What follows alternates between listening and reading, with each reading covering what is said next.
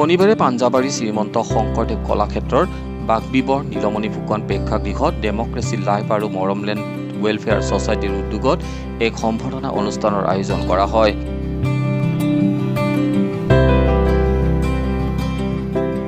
আন্তৰ্জাতিক নাৰী দিৱসৰ লগত সংগতি ৰাখি ডেমক্ৰেচি লাইভ আৰু মৰমলেণ্ড ৱেলফেয়াৰ ছ'চাইটিৰ তৰফৰ পৰা ৰাজ্যৰ 100 গৰাকী মহিলাৰ সমীক্ষাৰ ভিত্তিত যচা হয় এই সন্মান।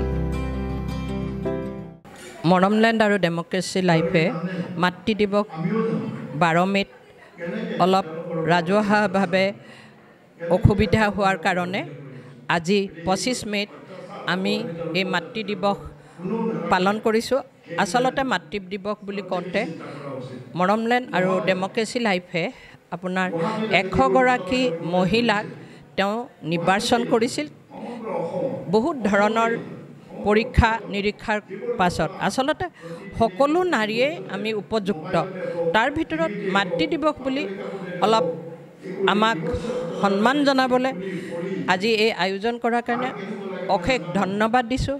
তাৰ উপৰি তোমালোকেও আহি আজি আমাৰ লগত সহযোগ কৰাৰ কাৰণে তোমালোকৰলৈ মোৰ ফালৰ পৰা অশেষ ধন্যবাদ দিলোঁ।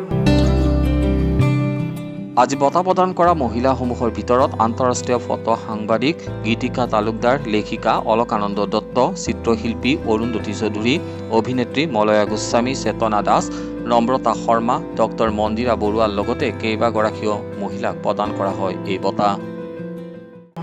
আচলতে 100 গৰা বুলি নহয়, আমি সকলোৱে সকলোৰে পাত্ৰ আৰু নাৰীসকল আগবাঢ়ি যাব লাগে। আৰু এতিয়া দেখি আছোঁ যিটো ধৰণে আমাৰ এই আজি প্ৰগ্ৰেমটো চলি আছে বৰ সুন্দৰ হৈছে।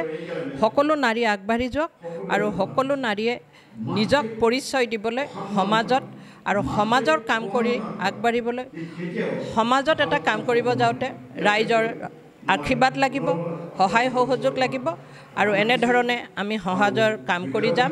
আমি নাৰী সদায় নাৰীসকলৰ সৃষ্টিমূলক কৰ্মৰে সমাজৰ কাম কৰিম বুলি আজি তোমালোকৰ আগতো প্ৰতিজ্ঞাবদ্ধ হ'লোঁ। ধন্যবাদ। এই বঁটা প্ৰদান কাৰ্যসূচীৰ সৈতে সংগতি ৰাখি সমাজ সেৱিকা জিনুমণি বৰুৱাই এটা কবিতা পাঠো কৰে।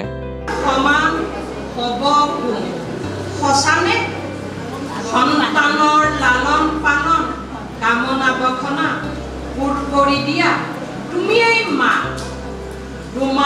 তুমি আমাৰ হৃদয়ৰ দেৱালত পোহৰৰ সুবাস জিয়া আমাৰ জীৱন, গোটোৱা ধন আমাৰ সুখৰ বাবে বিলাই দিয়া, সকলো দি আমাক তুমি গুচি গলা অজান দেশলৈ, কিয় ইমান নিথৰুৱা কৰি গুচি গলা মা? মা সদায় স্মৰণ কৰোঁ তোমাক, কাষতে থাকোঁ, নয়নেৰে ভৰা শ্ৰদ্ধাঞ্জলি যাচোঁ। একেটা অনুষ্ঠানতে মা মোৰ মা শীৰ্ষক গ্ৰন্থ এখনো উন্মোচন কৰা হয়। লক্ষণীয় যে ডেমক্ৰেচি লাইভৰ মুখ্য সম্পাদক মৰম কুমাৰৰ এনে প্ৰচেষ্টা শলাগ লয় বিভিন্নজনে।